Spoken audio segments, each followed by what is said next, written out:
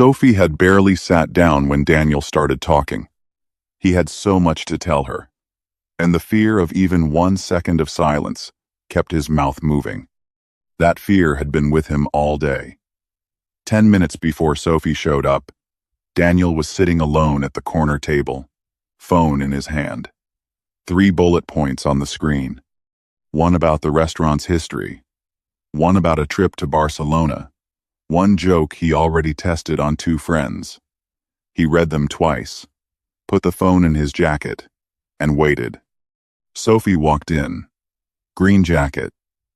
Quick smile. He stood up and pulled her chair out. And before she even picked up her napkin, he was already going. The restaurant. How it used to be a shoe factory.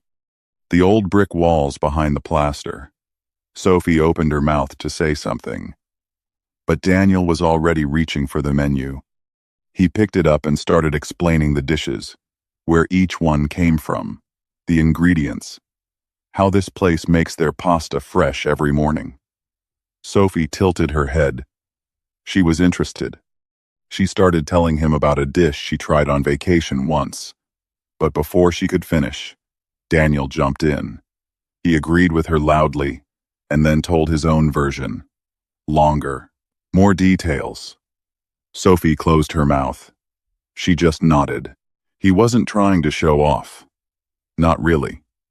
He was trying to connect. But the only way he knew how was talking. Filling every gap.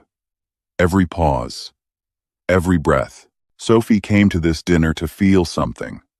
Instead, she was watching a one-man show. By the time the food came, Daniel had covered 3 topics: the menu, a documentary about Italian cooking, and a 6-minute story about his college roommate that went nowhere. And Sophie? Her answers kept getting shorter. First full sentences. Then just, "Oh, interesting." Then just a nod. She was pushing the same piece of pasta around her plate. Her eyes moved to the candle. Daniel noticed none of it. He was already getting ready for his next topic. Then a small pause came. Maybe 4 seconds. Nothing big. But to Daniel, it felt huge. His chest got tight. His fingers tapped the edge of his plate. And before Sophie could use that pause, before she could say anything real, he filled it. He pointed at the ceiling, started explaining the wooden beams, the design, how it reminded him of a building in Rome. Sophie leaned back in her chair. Her hands dropped to her lap. She looked down at the table. And he just kept going. More facts. More connections. More words. Every quiet second felt like proof that he was boring, that she was losing interest. So he talked faster, put more on top. And without knowing it, all those words became a wall. Sophie was sitting right across from him, but she was on the other side of it, alone. Then, a longer silence came. 5 seconds. 6. Daniel took a breath, ready to start another story about a famous bridge. But right before he opened his mouth, Sophie looked at her watch. Quick. Small. Just a turn of the wrist. Most people would have missed it. Daniel saw it, and everything inside him stopped. That small move hit him harder than any word could. His mouth was still half open. The first word of his next story was right there, ready to come out. But it stayed there, because in that tiny moment, Sophie looking at her watch, Daniel understood something he had been running from all night. She wanted to leave. His hands went flat on the table. His eyes dropped to the space between them. 2 plates, 2 glasses, 2 people. But all night, only one voice. His. He sat there for a second, then 2, then 3.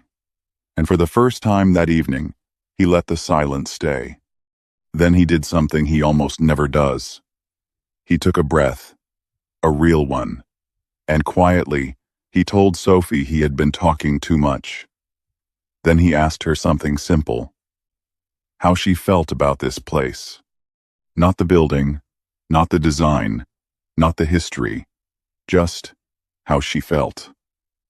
And then this is the hard part. He closed his mouth and waited. Sophie looked at him. She checked his face like she was making sure he meant it. A second passed. Then the corner of her mouth moved. Just a little. She leaned forward, and for the first time that night, she started to talk. Not a nod. Not an, "Oh, interesting." A real answer. She told him about a place that reminded her of this one. A small restaurant her parents used to take her to when she was a kid. How the smell of fresh bread still makes her feel safe. Daniel listened. Really listened. No jumping in. No facts. No corrections. Just her voice filling the space. And right there, same chair, same table, same restaurant, something changed. The table finally felt like two people. Not a performance, not a lecture, a conversation. Daniel understood something that no book had ever taught him. All night, he had been using words to keep Sophie close. But every word had pushed her further away. He thought talking was a bridge, but it was a wall. And the moment he stopped building it, she walked right through. They stayed for another hour. And in that hour, Daniel said less than he said in the first 20 minutes. But Sophie smiled more than she had all night. On the walk home, she told him something simple. For most of the dinner, she felt like she was sitting alone.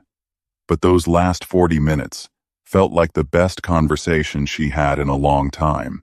And the only thing that changed was that Daniel finally made space for her to be part of it.